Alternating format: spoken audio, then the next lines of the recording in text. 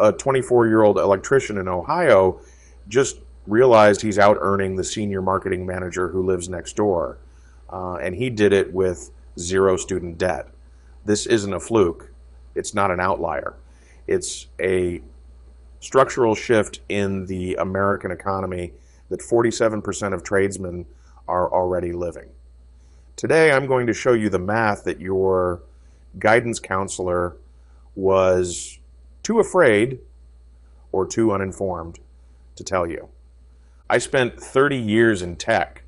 I've watched entire industries restructure overnight. I've seen job categories that employed millions of people disappear in under a decade. Not because the workers were bad, but because the architecture underneath them shifted and they didn't notice until the floor was already gone. That's what's happening right now with the college wage premium. The foundational economic argument for a 4-year degree, the single data point that justified the entire system, is collapsing in real time. And almost nobody in a position of authority is willing to say it plainly. So I will. The Washington Post ran a headline on January 31st, 2026. For the first time in 50 years, college grads are losing their edge. 599 comments. Not because people disagreed with the data, because the data confirmed something they'd been sensing for years but couldn't articulate. The math that made college an obvious investment in 1985 doesn't hold in 2026. The variables changed. The cost exploded, the return degraded, and the risk profile inverted. But the script didn't update. The guidance counselors are still running the same presentation they ran in 2008. The parents are still pushing the same path their parents pushed on them. And an entire generation of young men is making the most consequential financial decision of their lives based on assumptions that the data no longer supports. That's what I call the drift in my book, Breaking the Drift. The drift isn't laziness. It's not sitting on the couch doing nothing. The drift is operating on inherited assumptions instead of current evidence. It's following a script that someone else wrote in a different economy for a different set of conditions and never auditing whether it still works. The go to college script is the single most expensive drift vector in America right now. Not because college is always wrong, but because it's being chosen by default instead of by analysis. And default decisions in a shifting environment are how systems fail. Let me give you the numbers, because the numbers are what make this undeniable. 47% of skilled trades workers now out-earn the median college graduate. That's not a projection. That's current data. Nearly half of the men working in electrical, plumbing, HVAC, welding, and heavy equipment operation are making more money than the average person who spent 4 years and 6 figures acquiring a bachelor's degree. LinkedIn called this the most underrated, oddly ignored economic story in 2026. Oddly ignored is right, because this isn't a marginal finding. This is a structural inversion of a 50-year economic trend. And the institutions that profit from the old trend, the universities, the lenders, the entire educational industrial complex, have zero incentive to publicize it. Let me break down the architecture of this shift so you can see why it's not temporary. 3 forces are converging at the same time, and each one accelerates the others. Force 1. The cost of a 4-year degree has outpaced inflation by over 1,100% since 1980. Let me say that again. 1,100% above general inflation. The average state university now costs over $40,000 per year when you include tuition, room, board, and fees. A 4-year degree runs $120,000 to $160,000. At a private institution, you're looking at $200,000 plus. These aren't investments. These are leveraged bets financed with non-dischargeable debt, meaning you can't escape it through bankruptcy. You're 22 years old, you've never managed a budget in your life, and the system just handed you a mortgage-sized liability with no collateral and no guarantee of employment. From a risk analysis perspective, this is insane. If any other financial product operated this way, the regulators would shut it down. Force 2. AI is destabilizing white-collar job security at a pace that nobody predicted 5 years ago. The jobs that were supposed to justify the degree: marketing, accounting, data entry, paralegal work, copywriting, mid-level project management, are exactly the jobs that large language models and automation tools are eating first. Not because the workers are incompetent, because the tasks are structured enough to be systematized. And anything that can be systematized can be automated.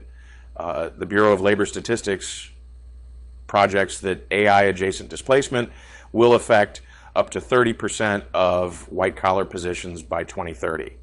That's 4 years from now.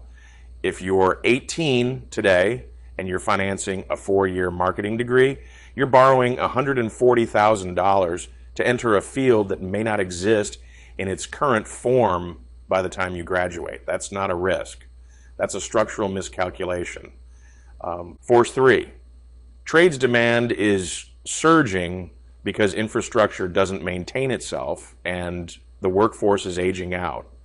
The average skilled tradesman in this country is pushing 50 years old. The pipeline of apprentices is not keeping up with retirements. The Bureau of Labor Statistics projects a shortage of over 600,000 tradespeople by 2030. Every electrician who retires without a replacement makes every remaining electrician more valuable. That's basic supply and demand. And unlike white-collar work, you can't automate a plumber. You can't send a robot to rewire a 100-year-old house. You can't outsource an HVAC installation to a server farm in Bangalore. The work is physical, it's local, and it's essential. Those 3 characteristics make it nearly impossible to displace with technology. In a world where AI is eating structured cognitive labor for breakfast, the trades are one of the most strategically defensible positions a young man can occupy. Now let me run what I call asymmetric risk math from my book, Rig the Game. This is the framework that strips the emotion out of a decision and looks at the raw engineering of risk versus reward. Path A, 4-year degree. Cost, $120,000 to $160,000 in debt. Timeline, 4 years of zero or minimal income. Downside, degree inflation means your credential is worth less every year as more people hold the same degree. AI displacement threatens the job categories you're training for. 40+% of graduates end up in positions that don't require the degree. If the bet doesn't pay off, you're carrying 6 figures of non-dischargeable debt into your 30s with no clear path to recover the investment. Upside, access to certain career tracks that still require the credential as a filter, and a social signal that opens some doors. The upside is real, but narrowing every year. Path B, trade apprenticeship, cost near zero. Most apprenticeships pay you while you train, typically $20 to $25 an hour starting. Timeline, 4 years, same as a degree, but you're earning and building experience from day one. Downside, lower starting wages during the apprenticeship. Social stigma from people who don't understand the math. Physical wear on your body over a 30-year career, which is real and needs to be managed. Upside, licensed by 22 to 24 with zero debt. Median income for licensed electricians, plumbers, and HVAC techs is between $75,000 and $95,000, with significant upside if you start your own operation. Critical labor shortage means job security is essentially guaranteed for the next 2 decades. The work cannot be automated or outsourced. Run those two paths through any honest risk framework, and the apprenticeship wins on almost every variable except social perception. The degree wins on status.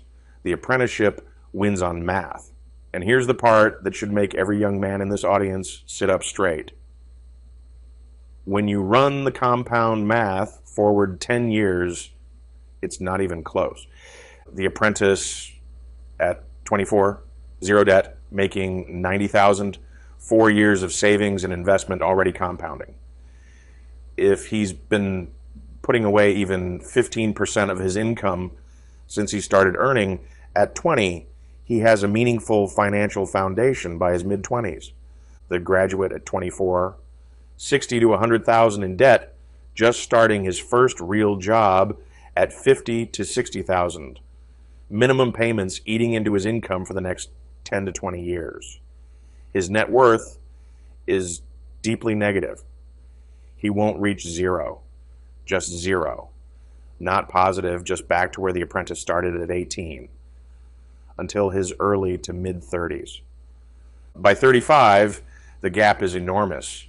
The apprentice has 10 plus years of compounding savings, likely owns property or is close to it, and if he started his own business, he may be clearing 150 to 200,000 running a crew.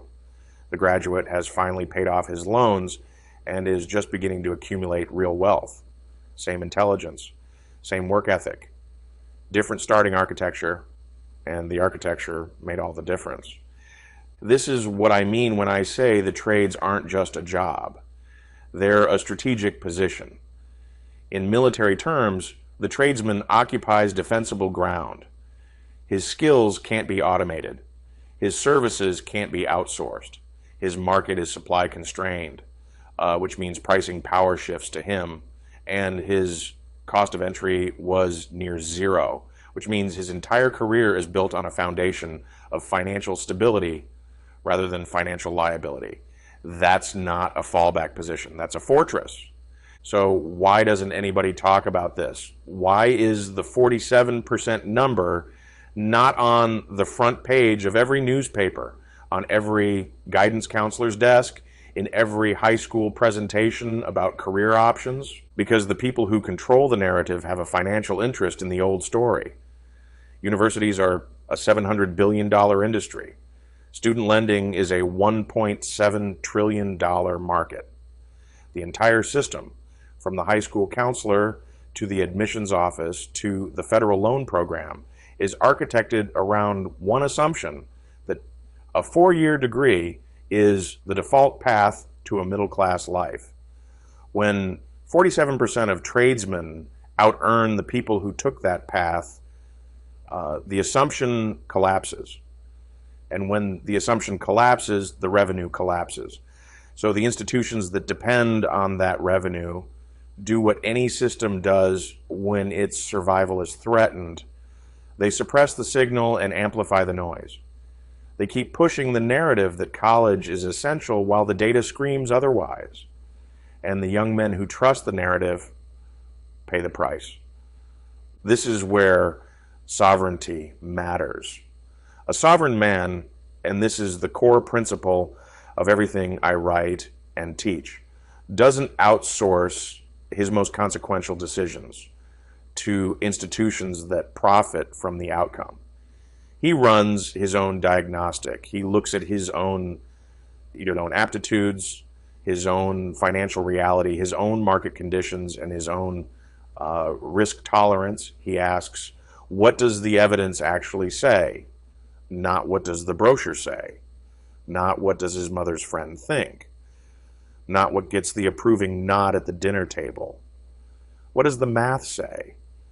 And right now, the math says something that 47% of tradesmen already know, and the rest of the country is still pretending isn't true. The college wage premium is eroding. The trades are ascendant. And the men who position themselves on the right side of that shift will have a structural advantage that compounds for the next 30 years. I'm not telling you college is worthless. If you want to be a doctor, a lawyer, an engineer who designs bridges, you need the degree. The credential is the gatekeeper, and the training is essential. But if you're going to college because that's what you're supposed to do, if you don't have a specific evidence-based reason for the specific degree at the specific institution at the specific cost, you're not making a decision. You're running a script. And that script was written by someone who's never going to make a payment on your loans. Audit the script. Look at the data. Run the risk math yourself.